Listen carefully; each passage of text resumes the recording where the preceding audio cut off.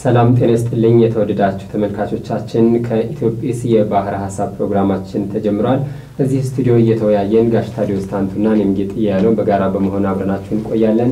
ጋሽ ታዲዮስ እንኳን ደህና መጡ። እንኳን ደህና ቆያኸኝ።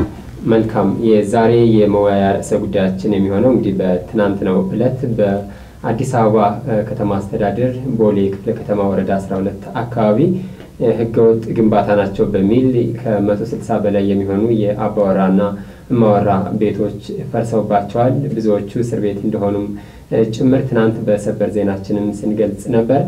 ከዛም በኋላ አሁንም ድረስ እየደረሱን ያሉ መረጃዎች ብዙዎች እስር ቤት እንደገቡ ነው። ቤታቸውም በእሳትም ጭምር እንደተቃጠለና እንደፈረሰባቸው ጭምር ነው። ከዚህ በተጨማሪ የፈረሳ ሂደቱ ቀጥሎ ዛሬም እንዲሁም ማለዳውን በጥቁር አንበሳ ሆስፒታል አካባቢ የሚገኙ የንግድ መደብሮችንም ጭምር ወይም ሸዶችን መንግስት ሲያፈርስ አርፍዷል። ይህንን በተመለከተ የአዲስ አበባ ከተማ አስተዳደር ባወጣው መግለጫም እንዲሁ በማህበራዊ ትስስር ገጹ ላይ ባሰፈረው መግለጫ በኮሮና ተህዋሲ ጉዳይ መንግስት ውጥረት ላይ መሆኑን ከግምት ውስጥ በማስገባት ዜጎች ህገወጥ ግንባታዎችን በተለያዩ ከተማ አካባቢዎች በመገንባት የመሬት ወረራ ያካሄዱ ነው የሚል ምላሽ ሰጥቷል። በአንጻሩ ደግሞ ነዋሪዎቹ ለረጅም ጊዜ የኖርንበት ቤት ነው፣ በዚህ ጊዜ መንግስት ቤታችሁ ተቀመጡ እያለ በሚያዝዝበት በሚመክርበት ጊዜ እኛን እንዲህ ሊያደርገን አይገባም፣ ቤታችንን ሊያፈርስብን ሊያፈናቅለን አይገባም፣ እኛ ከተፈናቀልን አይቀር ህፃናት ልጆቻችንን ይረከበንና ያሳድጋቸው የሚል ምሬት ጭምር ነው ሲያሰሙ የነበረውና ጋሽ ታዲዮስ ከዚህ ጋር በተያያዘ አጠቃላይ የአዲስ አበባን የቤት ፈረሳ እንቅስቃሴ እንዴት አዩት? ከዚህ በፊትም በርካታ ቤቶች ፈርሰዋል። ሰፊ የሆነ መንግስታዊ ሊባል የሚችል በመንግስት መዋቅሮች ደረጃ የተደገፈ የመሬት ወረራ ሲካሄድ ነበር እዚህ አዲስ አበባ ውስጥ። አሁንም ጭምር በዚህ ግርግር በዚህ አጣብቂኝ ውስጥ ከተማዋ ሀገሪቱም እንደ ሀገር ባለችበት ጊዜ ውስጥ አሁንም ይህ እንደቀጠለ በተለይ ደግሞ ቤታቸው የሚፈርስባቸው ሰዎች ትናንት ሲናናገራቸው የነበሩ ሰዎችኛም ይነግሩን የነበረው በብሔራቸው ብቻ እየተነጠሉ ይፈርስባቸው እንደነበር አፍራሾችም ኦሮሞኛ ተናጋሪ ፖሊሶች እንደነበሩ የአዲስ አበባ ከተማ አስተዳደር ፖሊሶች ናቸው ተብለው ቢመጡም የአዲስ አበባ ከተማ አስተዳደር የደንብ ማስከበር አገልግሎት ጽሕፈት ቤት ሰራተኞች ነን ብለው ቢመጡም ከሁለቱ ተቋማት ከፖሊስና ከደንብ ማስከበር ነገር ግን ያናገሯቸው የነበረው በኦሮሞኛ ቋንቋ እንደነበር ጭምር በምሬትና በተገፊነት ስሜት ሲገልጹ ነበር። አንዳንዶች ደግሞ የኢትዮጵያ ኦርቶዶክስ ተዋሕዶ ቤተክርስቲያን እምነት ተከታይ የሆኑ የኦሮሞ ተወላጆች ላይ ጭምር እናንተም አማሮች ናቸው በሚል እንዲሁ ይፈርስባቸው እንደነበርና ድብደባም እንደተፈጸመባቸው ጭምር ነው የነገሩን መረጃዎች የሚያመለክቱትና አጠቃላይ እንድምታውን እንዴት አዩት? ይሄ በጣም አሳዛኝ ክስተት ነው። ነገር ግን ሁላችንም እንደምናውቀው የዚህ የከተማ ነዋሪዎችን ቤት ማፍረስ ህዝባዊ ወያኔ ሓርነት ትግራይ ብሎ ራሱን ይጠራ የነበረው ወንበዴ በከፍተኛ ስልጣን ላይ በነበረበት ጊዜ የተጀመረና እስካሁንም የቀጠለ መሆኑን እናውቃለን። ምናልባት አሁን ስልጣን ላይ የተቀመጡ ወገኖች ከህዝባዊ ወያኔ ሓርነት ትግራይ በአቅምም በጉልበትም በወታደራዊ ኃይልም በፖሊስ ሰራዊት ብዛትም እንደማያንሱ ለማሳየት ፈልገው ሊሆንም ይችላል።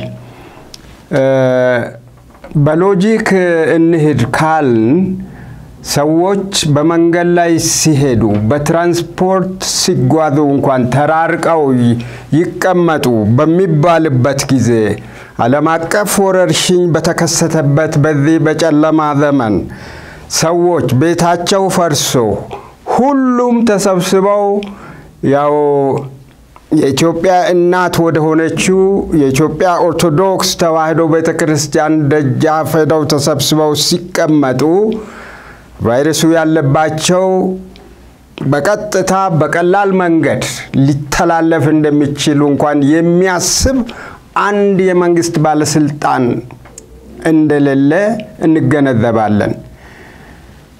ኃይል ለጊዜው ይጣፍጣል። ጠመንጃ ሲይዙ ህዝብ ወፍ ሊመስላቸው ይችላል። ምንም ነገር የሚበግራቸው የሌለ ይመስላቸዋል። ነገር ግን ቀደም ሲል የጌቶቻቸው ኃይል በድንገት ፀሐይ የመታው ጤዛ እንደሆነ ሁሉ ዛሬ የነሱም በተራው እንደሚሆን ምንም ጥርጥር የለውም።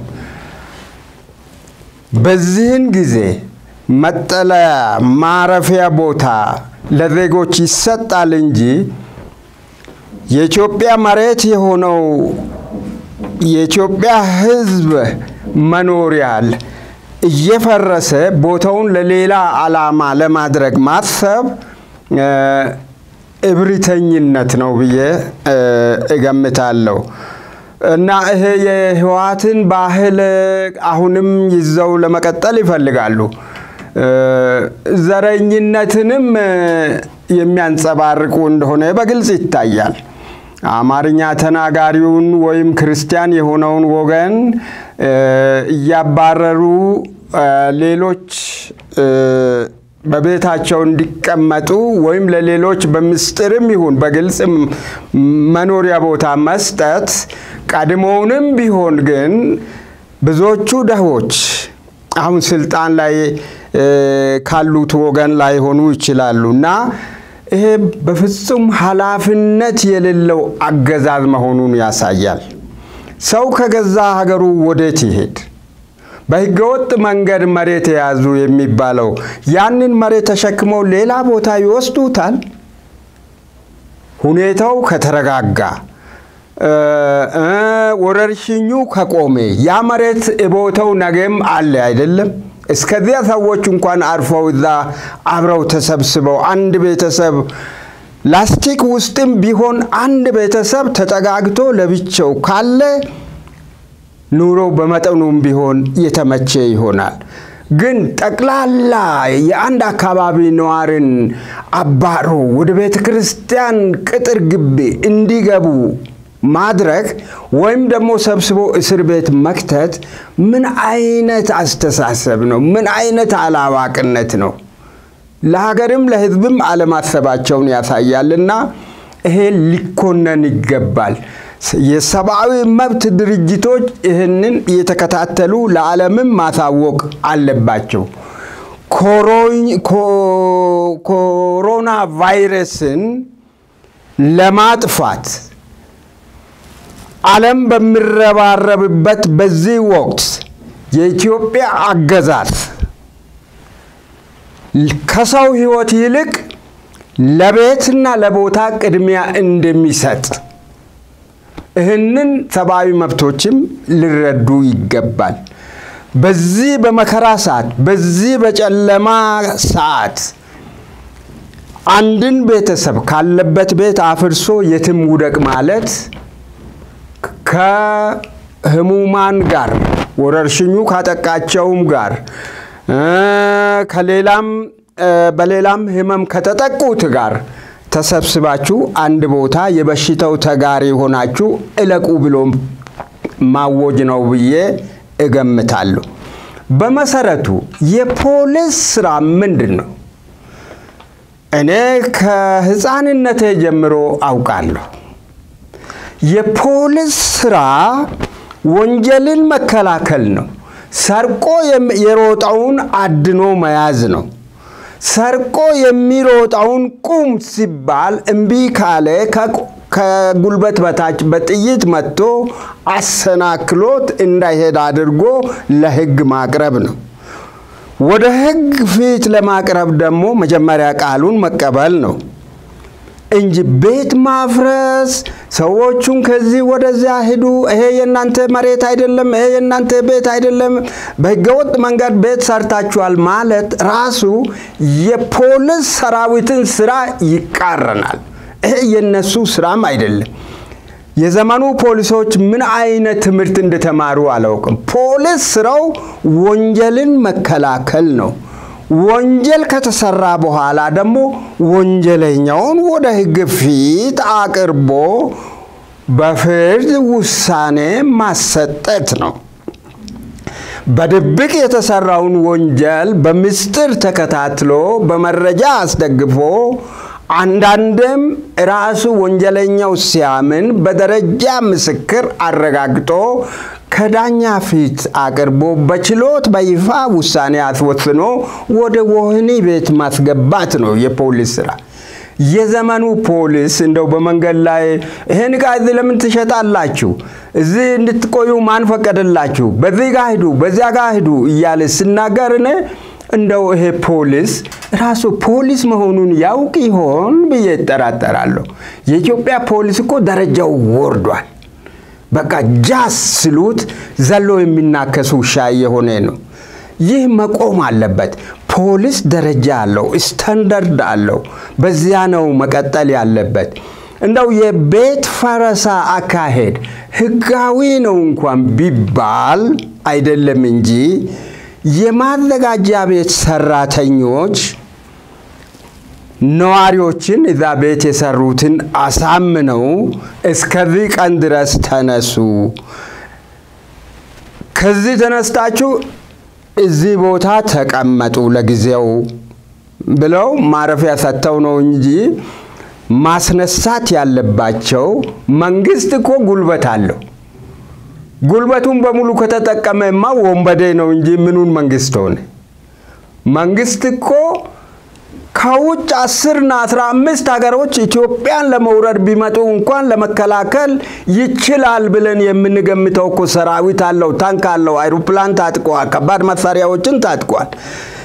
ይህንን ሁሉ ከባድ መሳሪያና ዘመናዊ ትጥቅ በወገኖቹ ላይ እየተጠቀመ የሚገልና የሚያባርር የሚያሳድድ ከሆነ ይሄ የኢትዮጵያ መንግስት አይደለም። የማን መንግስት እንደሆነ ራሱን ይዘው ይፈልግ እና ይህ አይነት አካሄድ መታረም አለበት።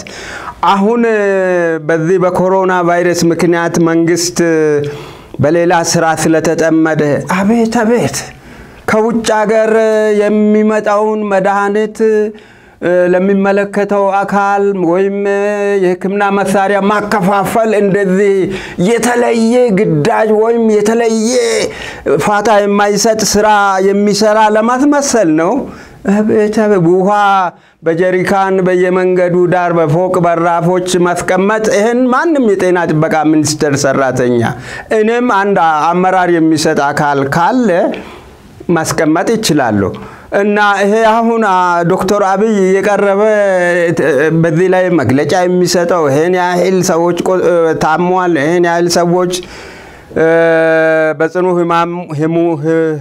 ህመምተኛ ክፍል ናቸው። ይሄ የጠቅላይ ሚኒስትር ስራም አይደለም።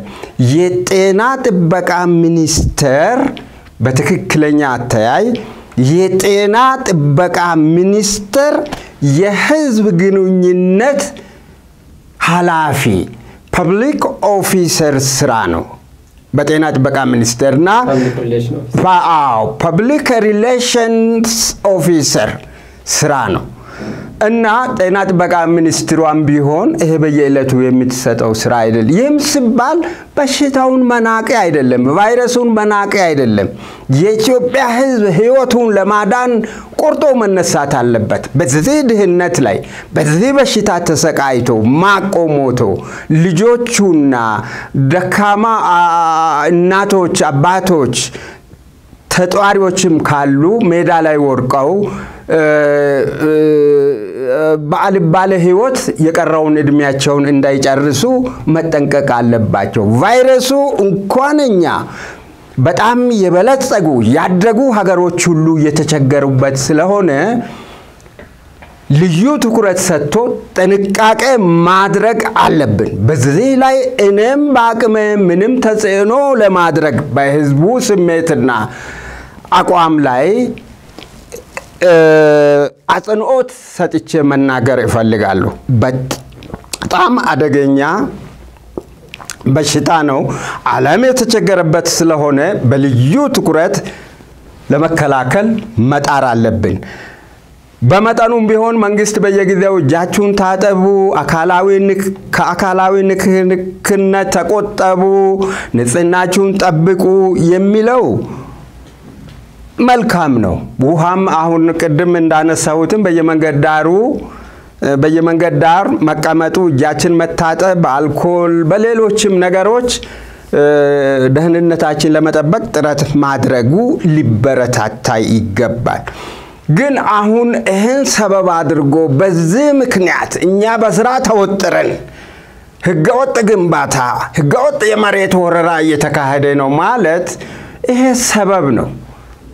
ምናልባት አማርኛ ተናጋሪ ወገንና የኢትዮጵያ ኦርቶዶክስ እምነት ተከታዮችን ለማጥቃት በዚች ቀዳዳም ልጠቀም ማለት ይመስለኛል። በርግጥ በዚህ ይዘት የሚሄዱ ከሆነ ባለፉት ጊዜያት በርግጥ አሳይተዋል። የአማራ ተወላጆችን ሲያፈናቅሉ ብዙ ጊዜ አይተናል። ከለገጣፎ በኮልፌ አካባቢም ብቻ አማራ ወይ የአማራ ልጅ የአማራ ተወላጅ ከተባለ አሁን ተረኞቹ ደማቸው ይፈላል። ደማቸው አስረ ይፍላ።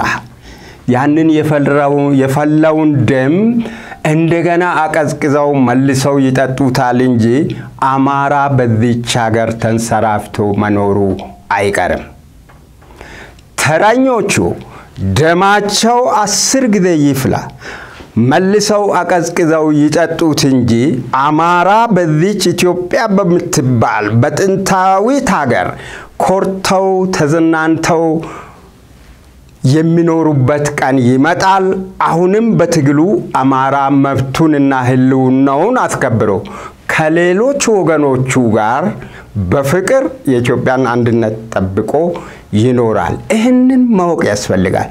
ጠመንጃ እንጨት ነው ሳይሆኑ ትናንት ቤቶቻቸው የፈረሱባቸው ዛሬም የንግድ መደብሮቻቸው ወይም ሸዶች እየፈረሱባቸው ያሉት አማራዎች ብቻ ሳይሆኑ ኦሮሞኛ ተናጋሪ ያልሆነ ማንኛውም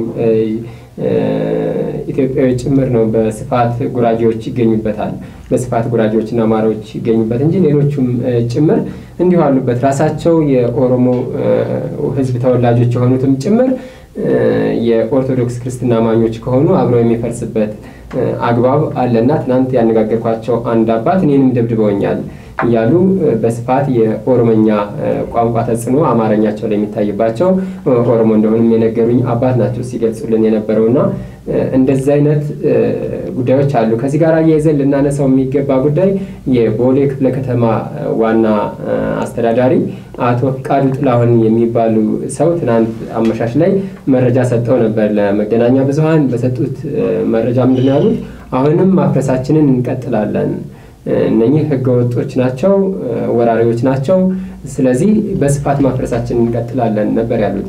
እኒህ ሰው እንግዲህ ከቅርብ ጊዜ ወዲህ እኛም በውይይቶቻችን ጋሽ ታዲዮስ እንደሚያስታውሱት በስፋት ስንዳስሰው የነበረ ጉዳይ እዚህ ቦሌ 24 ቀበሌ ተብሎ የሚጠራው በተለምዶ እሱ አካባቢ ቤተክርስቲያን አፍርሰው ምእመናንን 3 ወጣቶች ማለት ይቻላል 2 ወጣቶች ወዲያውኑ አንደኛው ወጣት ሆስፒታል ገብተው በጥይት ተመተው በፖሊስ ሲገደሉ ይህንን ሲያስፈጽሙ የነበሩ አመራር ናቸው የቦሌ ክፍለ ከተማ አስተዳዳሪ ፍቃዱ ጥላሁን ማለት። እሳቸው በወንጀል ሊጠየቁ አልነበረም ወይ?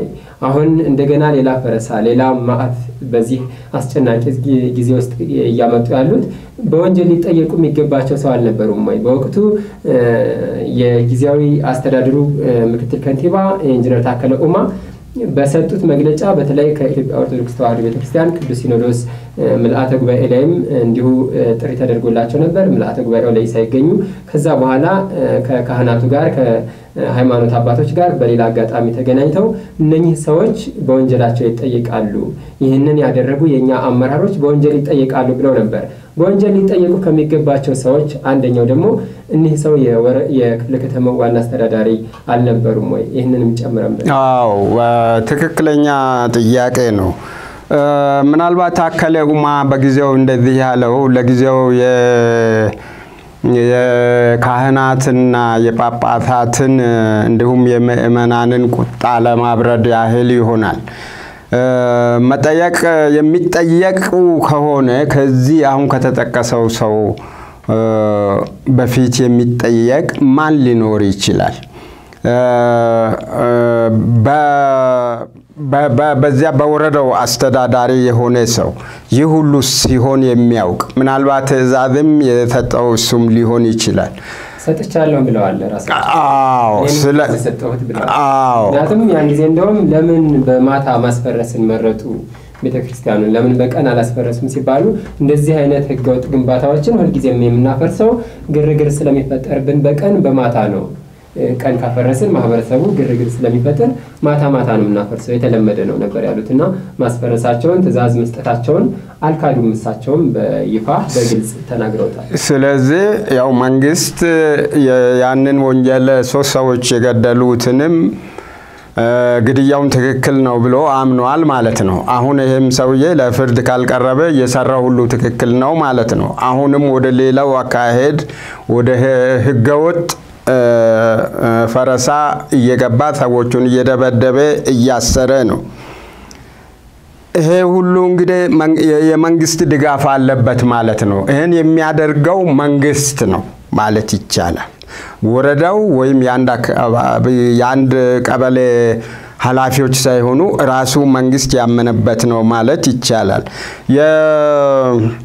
የታከለ ኡማም ቃል አይታመንም። እንግዲህ ሰዎች ለፍርድ ይቀርባሉ ብሎ ካላቀረበ ወደፊትም እሱ የሚናገረው አይታመንም ማለት ነው። እና ኢትዮጵያ እንግዲህ መንግስት አላት ወይ ብለን ለመጠየቅ እንገደዳለን። ምን አይነት መንግስት ነው ለህዝብ ያልቆመ ለዜጎች ያልቆመ ለዜጎች ደህንነትና ሰላም ያልቆመ ምን አይነት መንግስት ነው? እንግዲህ ይሄ ምን መንግስት ለማለትም የሚከብድ ነው። ለህሊናችን እንደ መንግስት ለማስቀመጥም የማይመጥን ነው። እንዲሁ ታጥቆ ህዝቡን ለማሸበር የቆመ ይመስላል። ሁልጊዜ የሚያሸብረው መንግስት ከሆነ እንግዲህ በአሸባሪነት ህግ ካለ ወደፊት የሚጠየቅበት ይሆናል። እስከዚያ ሰው የራሱን ደህንነት ለመጠበቅ የራሱንም ጥረት ማድረግ አለበት። ህዝብ እንግዲህ አቅም የለውም። መሳሪያ የታጠቁት የመንግስት ባለስልጣናትና የመንግስት ተላላኪዎች ናቸው። ቅድም አንተ ያልከው አማርኛ ተናጋሪዎች ብቻ ሳይሆኑ ጉራጌዎችም ኦሮሞዎችም የኦርቶዶክስ ሃይማኖት ተከታይ የሆኑ ሌሎችም በሙሉ አንድ ላይ ነው ያልከው እውነት ነው። እንደዚህ ያረጉታል። ግን በዋናነት ትኩረታቸው አማርኛ በመናገሩ ብቻ ጥላቻ የሚያድርባቸው የኦሮሞ ሹማምንትም አሉ። አንድ ሰው አማርኛ ከተናገረ በቃ አማራ ነው፣ የአማራ ስነ ልቦና አለው ብለው ስለሚያምኑ እንደ አማራ ይቆጥሩታል። እና አሁን የነሱ ስጋት እኔ እንደሚገበኝ ወደፊት እነዚህ ሰዎች ቁጥራቸው እየጨመረ ከሄደ ምናልባት የኦሮሞ ተወላጆችን ቁጥር አዲስ አበባ ውስጥ ለማሳደግ ለሚደረገው ስውር ጥረት እንቅፋት ይሆናሉና የአማራ ተወላጅ የሆኑት እየተገፉ በአዲስ አበባ ዙሪያ ቁጥራቸው እንዳይጨምር አሁን በግልጽ ይታወቃል። የአማራ ተወላጆች ቁጥር ይበልጣል ከማንም አዲስ አበባ ውስጥ። ስለዚህ ሁሉ ጊዜም በአይምሮአቸው ሀበሻ ከቁጥር አንፃር ካነሳ ነው እንዲሁ እንደ ጅምላ ብቻ ይበልጣል ብለን ማለት ሳይሆን ተጨባጭ መረጃ እንዲኖራቸው ተመልካቾቻችን አዲስ አበባ ላይ በቅርብ የተደረገው የህዝብና ቤቶች ቆጠራ መሰረት አድርገን 57 ከመቶ ያህሉ የአማራው ህዝብ ተወላጆች ናቸው። 19 ከመቶ ያህሉ ደግሞ የኦሮሞ ተወላጆች ናቸው። ሌሎች ቀሪዎች ሌሎችን ነዋሪዎች አካተተ። እኔ አንድ መጽሐፍ ላይ 53 በመቶ የሚል ኦሮሞ በጻፈው ነው ያየሁት። አንተ አሁን 57 አልከኝ። ግን ያ ኦሮሞ አሳንሶ ሊሆን ይችላል። ኦሮሞ በጻፈው 53 በመቶ የአማራ ተወላጆች ናቸው ብሎ ነው ያስቀመጠው። ዞሮ ዞሮ ግን እጥፍ ይሆናል ወይም 3 እጥፍ 2 እጥፍ ይሆናል እና ዴሞግራፊውን ለመቀየር የሚደረግ ጥረት ነው እና ይህ ደግሞ ይሳካል። እንግዲህ ሌላው ህዝብ እጁን አጣምሮ ዝም ብሎ ከተመለከተና የጉልበተኞችን ፍላጎት በጸጋ ከተቀበለ ሊሳካላቸው ይችላል። ግን አዲስ አበባ የሁላችንም ስለሆነች ይሄ አይሳካም ብዬ ተስፋ አረጋለሁ። የህዝብ ስብጥሩን ከመቀየር አንፃር ያለውን ጉዳይ ከዚህ በፊት የኦሮሚያ ክልል ርዕሰ መስተዳድር በነበሩበት ጊዜ አቶ ለማ መገርሳ የአዲስ አበባን ዲሞግራፊ ወይም የህዝብ ስብጥር እንቀይራለን ብለው ነበርና ከዛ በኋላ ብዙ ተቃውሞዎች ሲነሱ በተለያዩ መገናኛ ብዙሃን እኔ እንዴት ብዬ ነው የአዲስ አበባን የህዝብ ስብጥር የሚቀይረው አላልኩም ብለው ነበር። ግን በተግባር ያየናቸው የነበሩ ጉዳዮች ወዲያውኑ እሳቸው ይህንን ባሉ ማግስት 30,000 የሚሆኑ ቤቶች በአዲስ አበባ እንዲፈርሱ በከንቲባ ጽፈት ቤት ደረጃ መመሪያ ተላልፎ ብዙ ቤቶች ሲፈርሱ ነበር። ከዛም ውጪ በየአካባቢው የሚፈናቀሉ ሰዎች ነበሩ። የአርሶ አደር ልጅ ነን በሚል ደግሞ ከተለያዩ ኦሮሚያ አካባቢዎች እየመጡ ሰዎች መታወቂያ የሰጣቸው ነበር። የአዲስ አበባ የከተማ ግብርና በሚል መርሃ ግብር አዲስ ተቋምም ጭምር ተቋቁሞ እነሱን የሚመዘግብ ከተለያዩ የአዲስ አበባ ጎራባች የኦሮሚያ ከተሞች እየመጡ መታወቂያ የሚወስዱበትና በዚህ የከተማ ግብርና ውስጥ የሚታቀፉበት ነገር ግን እነሱ እንደሚሉት ወላጆቻቸው በልማት የተነሱ አርሶ አደሮች ያልሆኑ ግን ደግሞ የአዲስ አበባ የልማት ተነሽ አርሶ አደር ልጅ ነን በሚል በዚህ ማዕቀፍ ውስጥ እየገቡ እንደሆነ በስፋት እያየን ነበር። አቶ ለማ ይህንን ይበሉ እንጂ ከዚህ አንፃር የአቶ ለማ ንግግር የአዲስ አበባን ዲሞግራፊ እንቀይራለን የሚለው እውነትም ገቢራዊ እየተደረገ ነው ማለት ይቻላል? ይቻላል። በአንደበቱ ሌላ ነገር ይናገር እንጂ በልቡ ላይ ያለው ሌላ ነው። እኔ እንግዲህ ብዙ ነገሮች ይታዘባለሁ። ወደ ቦሌ መስመርም ሲሄድ አንዳንድ ግድግዳ ላይ የተጻፉትን ህንጻ ላይ የተጻፉትን ሁሉ አያሉ የህዝቡን ስነ ልቦናም ጭምር ለመቀየር ነው መጀመሪያ እነሱ እንኳን በዚህ ዕውቀታቸው አንተም እሱም እኔም የማውቀውን እስቲ እዚህ ሜክሲኮ ያለውን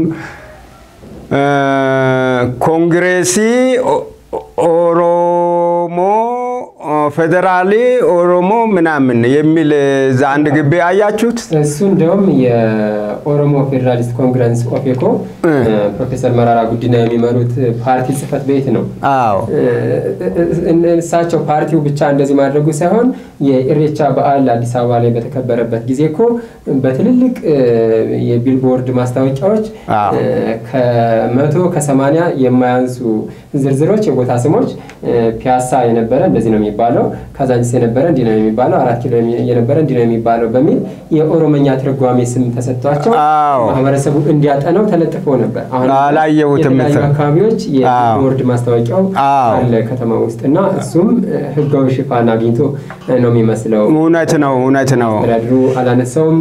ምናልባትም በእነሱ የገንዘብ ድጎማ በእነሱ የቴክኒክ ድጎማ ነው ተሰርቶ ከተማ ውስጥ የተሰቀለው። ያንን አሰቅለው ነው የሄዱት። አቶ ሽመልስ አብዲሳም ነፍጠኛን ሰብረነዋል ከ150 ዓመታት በኋላ ከተማችንን ፊንፊኔን ወይም አዲስ አበባ ማለታቸው ነው ተቆጣጥረናል ድጋሜ ሲሉ ያንን ተክለው ነው የሄዱት።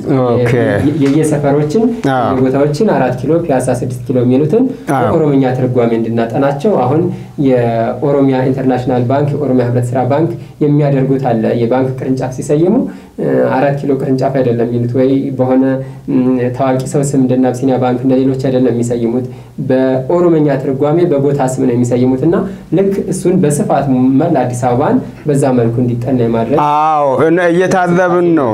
ልክ ነው።